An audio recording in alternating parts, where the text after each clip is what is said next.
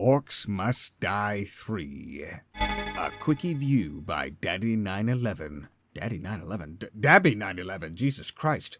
This is going to be a sort of off-the-cuff review like I normally do these things, but this one in particular because I beat the campaign maybe a couple weeks ago, and I just recently finished playing a good chunk of Scramble mode, which I will get back to in a little bit. But basically, I just wanted to start off by giving my summary of the game and say that it's good. It's very good. If you like tower defense, if you like taking out a bunch of enemies on the screen, you know, all at once, and just all sorts of madness, chaos happening on the screen, mainly action third-person shooters, maybe you'd argue, maybe that kind of, but mostly tower defense kind of stuff. Definitely. Just get it. Just buy it. That's it. Review over. You don't need to know anything else. That's it. But if you're still around and you want to know more, in regards to stuff like the story, you don't really come here for the story.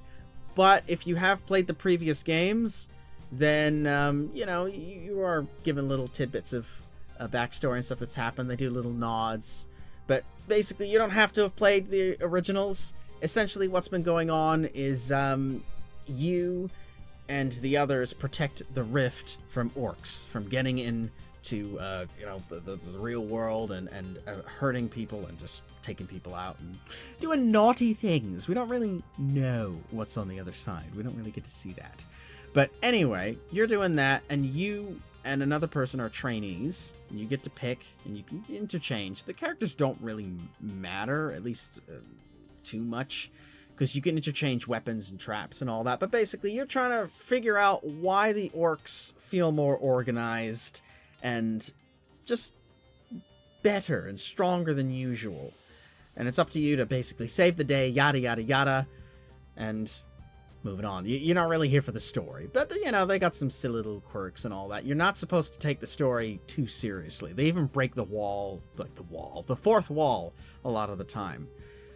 Now, the quality of it, jumping from story, you know, to quality, there you go. The story itself, you don't come here for the story. You're coming here for the action. You're coming here for all the enemies on the screen, watching them go bye-bye, and all the intricate stuff that's going on with the traps and the weapons and all the big combos that you can pull off. It is ridiculous sometimes, the combos that you can pull off in this game.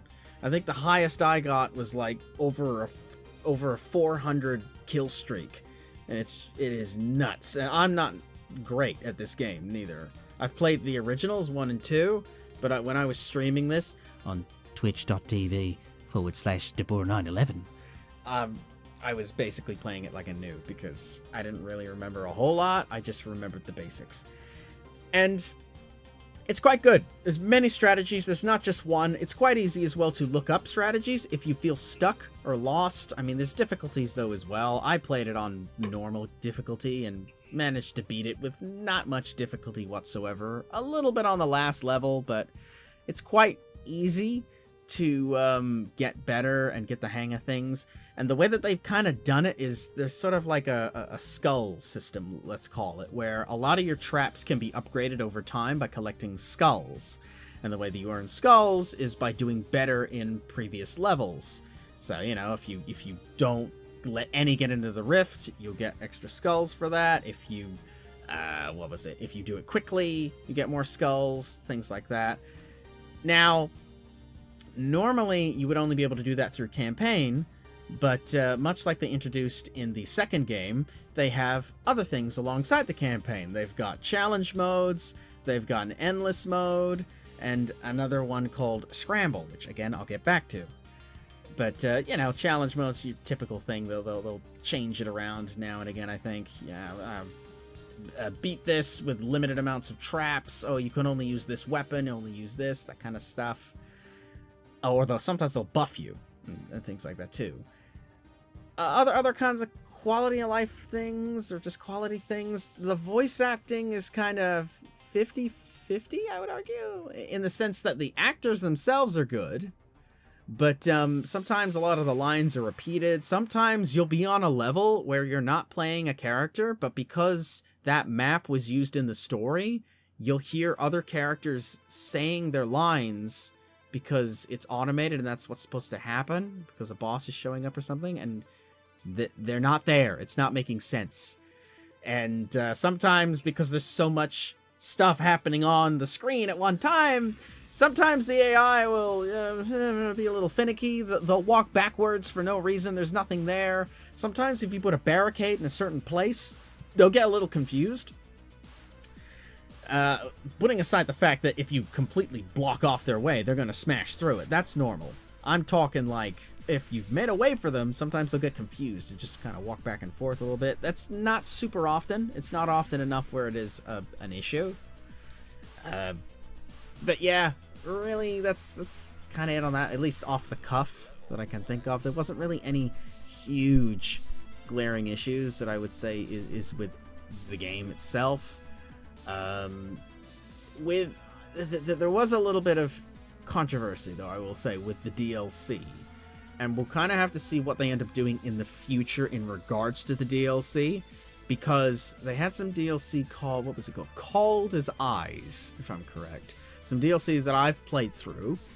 Not completely, but it's alright so far.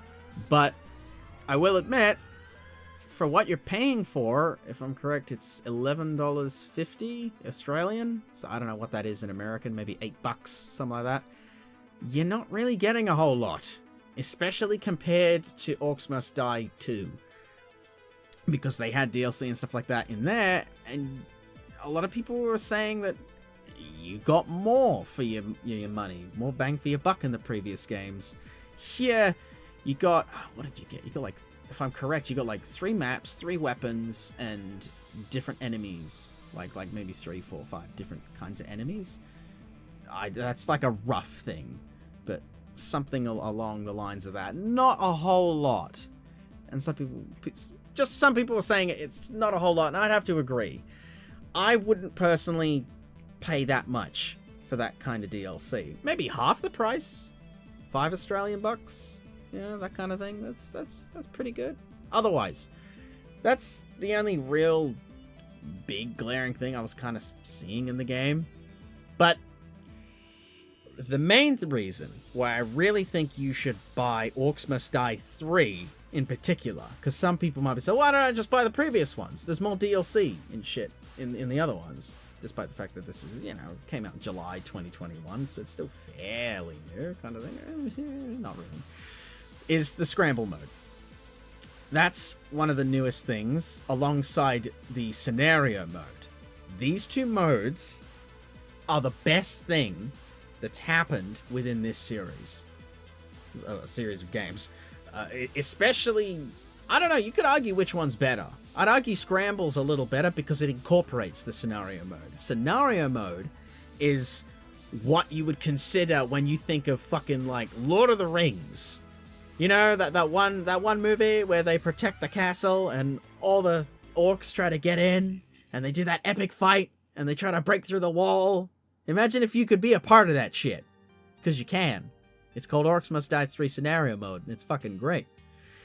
And then, imagine, if you will, Scramble Mode, where if anyone's played any of those deck building games like Hearthstone, I'm sure there's like roguelike games where they'll sort of mix it up a little bit. They'll give you a buff and a debuff, and they'll sort of change it up a little bit.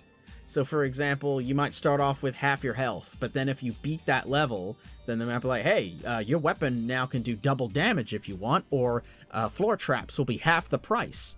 Like crazy shit like that. And it creates this interesting dynamic. It allows you to just go nuts with different kinds of traps and weapons and experiment a little bit and learn new things. For me, I learned some interesting new ideas on how to fuck with the orcs. For example, before I was just using tar traps, fire archers, and that was it, I think, really. But just fire and tar, because tar, you could make it so they can conduct, burn. They're more flammable, it's fucking tar. But then later on I learned, because of stuff like Scramble, you could chop the motherfuckers, and then you can add a buff to that, which allows them to do more damage if they're stunned, get crushing traps from on the roof to stun them more. And then you can get other stunning items as well. And that is great because a lot of enemies are immune to fire, immune to electricity, immune to all sorts of different elements. So it allows you to sort of vary it up a little bit. But Scramble to me is a great mode. And it's also great if, again, you're trying to do the campaign, for example, and you're struggling. You're like, crap. Like, for me, I was having a hard time beating the final boss, which I thought the villain was alright. It's very predictable. You know, they even joke about how fucking predictable it is in the game.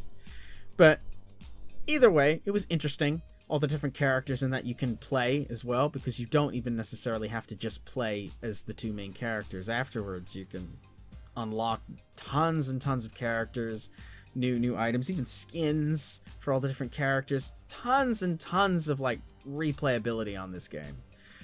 But God, was losing my train of thought there. Shit. But basically, no, it's good. Scramble's great, and if you like third-person, you know, kind of shooter sorts of things, then I think you'd like this. It's one of those games where if you're good enough, you don't even necessarily have to be on the front lines. You can just build your traps and let them do most of the work for you. It allows that kind of dynamic if you want to do that. But yeah, I like it. Do I think you should pay full price? Currently, the full price is about 40 Australian dollars. So I don't know what that is in American dollars, maybe 35 US dollars, something like that. I wouldn't say that's highway robbery. I personally wouldn't pay 40 bucks. I might pay 30 bucks. That's just kind of how I am as a person. Take into account even a 10 out of 10 game, I would still probably be like, 30 bucks, that's good. But if you can roll a mate into this game because it's co-op, holy shit, I would almost just tell you to just buy it for 40 bucks, especially if you were going to play this on a regular thing. Playing this with a mate in co-op, so good. The previous game you could play in co-op, but this one, nah, it makes it even better. I don't quite know if you can play Scramble in co-op, but if you could, then holy shit, that makes that even better too. But I don't know if you can do that. But even if that wasn't the case, you can help each other smash through the campaign, grind and get all sorts of different items, and it's good because even then you can still change up all the traps and just change the dynamic up so much. I'm going to be repeating myself if I keep going. Hope this helped you out. Feel free to check out my other content. Let me know if you'd like to see me cover anything else. Thanks for watching, and goodbye. Ta-ta. The rift remains protected.